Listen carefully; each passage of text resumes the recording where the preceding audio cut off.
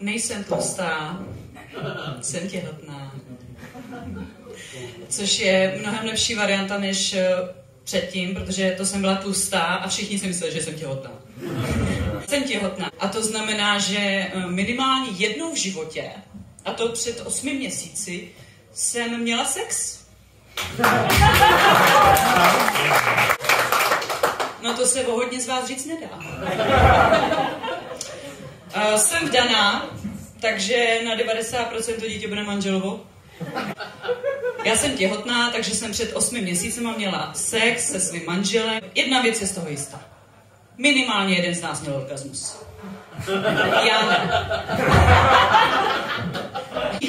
Na nás, když to přišlo takhle jakoby přes den, tak jsme dítěti ve vedlejším pokoji prostě pustili pohádku. Jo, on ten krteček má takových 5 až 7 minut, což bohatě stačí. Ona to je možná moc teda. A takhle nám to zkrátka fungovalo, že jo, evidentně. Akorát se mi z toho teda časem udělal takovej Pavlovův reflex.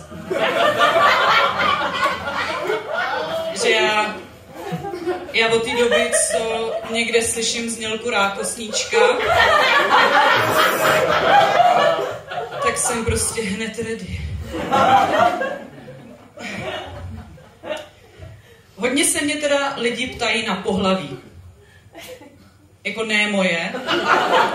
To je snad jasný, na pohlaví plodu. Ono se to hodně dlouho nedalo poznat. Takže jsem začala být nervózní, protože pro mě bylo prostě důležité, aby to pohlaví hlavně bylo definované. Jo, aby se to vědělo. Jo, že jo, ten první je chlapeček a když jsme byli na gynekologii v tom 8. týdnu, říkala, no helejte, dobrý srdíčko a teď tady mezi těma nohama, no buď to je to pupeční šňůra, pěkně dlouhá, nebo maminko.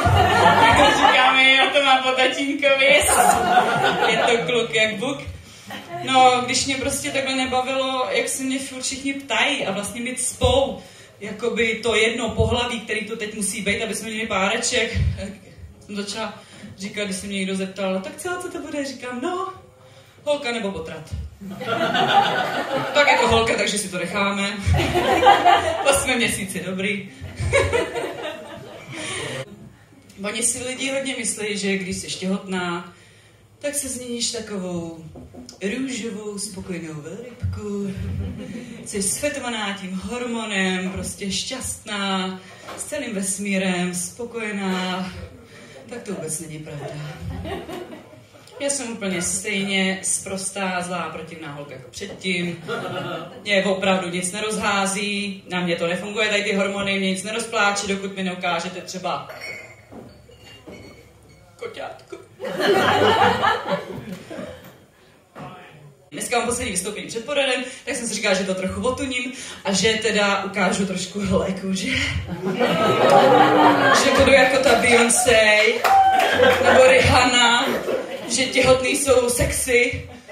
A tak jsem se pak koukla do zrcadla a zjistila jsem, že vypadám prostě jako tlustý elektrikář ve sportovní podprsence. Takže nic. Holky se mě taky ptají, a máš nějaký těhotenský chutě? Říkám, jo, hlavně ty erotický. Což je zvláštní teda. Jo, protože vypadáš jako tlustý elektrikář.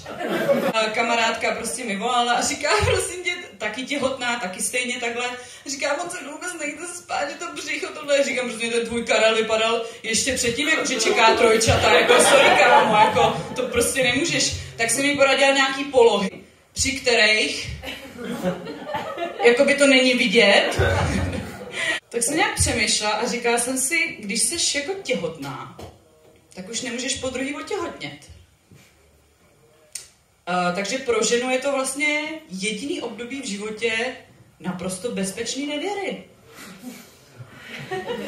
Jako ne, že bych o tom přemýšlela.